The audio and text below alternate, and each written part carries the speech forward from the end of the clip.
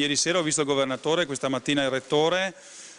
Io penso che questa sia una soluzione molto importante che tiene conto di quello che abbiamo detto fino adesso, cioè che vogliamo che l'azienda e l'ospedale nuovo di Padova rimanga vicino al centro storico.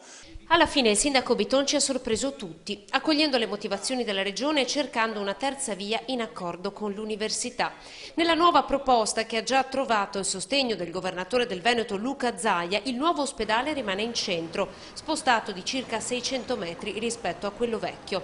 Al suo posto nel monoblocco si trasferisce il Sant'Antonio, che avrà così 1000 posti letto, mentre la nuova struttura, sede dell'azienda ospedaliera e nuovo punto di eccellenza del Veneto, verrà costruito ex novo sui terreni dove ora sorgono Acegas, APS e CUS.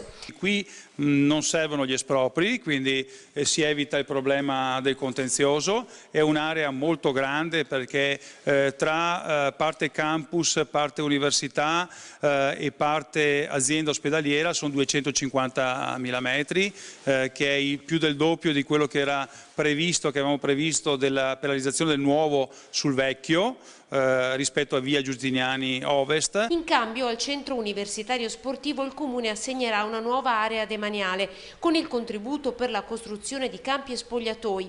Acegas APS entro un mese invece si trasferirà. Ho trovato un rettore molto disponibile che ovviamente deve effettuare le valutazioni con il senato accademico, quindi io rimetto a lui ogni valutazione rispetto a questa proposta. Lo IOV resta dov'è, questa la più grande vittoria. In più all'università il Comune assicura nuovi spazi nella vecchia sede per il campus.